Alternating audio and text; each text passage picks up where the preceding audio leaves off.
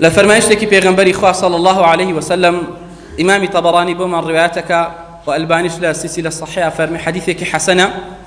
بيشو عبد الرحمن كري حارثة فرمي كنا عند النبي صلى الله عليه وسلم فدعا بطهور فغمس يده فيه فتوضأ أفرمي إيما لخزمة رسول الله دابوين صلى الله عليه وسلم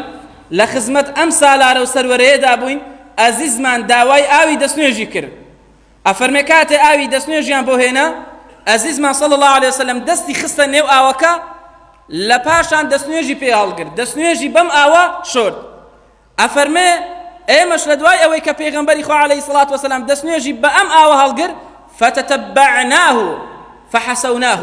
ئەفەرمێ لە ئاسەوار و لە شوێنەوار و لە بەرماوەی ئاوی دەستنوێژی پێغەمبەری خوامان صلى الله عليه وسلم خواردەوە فرمي فقال النبي صلى الله عليه وسلم ما حملكم على ما فعلتم عزيز ما صلى الله عليه وسلم فرمي أهو بواتان كر أهو بو كاريتان أنجام دا بولا آسوارو لشوينوارو لپاشماوي آوي دسنوجي من تان خواردو هاولا كانم صحابة كانم أفرمي إيمش قتمان قلنا حب الله ورسوله قتمان أي پیغمبر إخوة صلى الله عليه وسلم لخوشويستيمان بو رب العالمين وبو رسولك يما ومن خواردوا رب العالمين من زور خوشوي وتوش من زور خوشوي چونك نير دراوي رب العالمين بو يلا پاشماوي آوي دسنجي تو من خواردوا أفرمي عزيز ما صلى الله عليه وسلم فرمي فإن أحببتم أن يحبكم الله ورسوله فأدوا إذا أتمنتم واصدقوا إذا حدثتم وأحسنوا جوار من جاوركم فرموي هاولا كانم صحابة كانم يارا كانم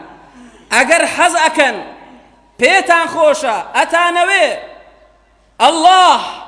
ورسول الله صلى الله عليه وسلم ايوي خوش بوي نك ايوا رب العالمين والرسول الله تان خوش بي صلى الله عليه وسلم رب العالمين بقوري خوي ورسول الله صلى الله عليه وسلم بم بلو باي خوي ايوي خوش بوي ايوي سيشت انجام دم یەکەم ئەگەر سپاردەیەک ئەمانەتێکتان پێ سپێردرا بە جوانی بیگەڕێنەوە بیپارێزن اینجا کەلوپەلێکە پارەیەکە قسەیەکە هەر شتێکە ئەمانەت بپارێزن و لە قسەکردنتانە ڕازگۆ بن ئەو قسانەی کە ئەیکەن باوشەکانتان گفتارەکانتان ڕاستی و ڕازگۆیی پێوە بێ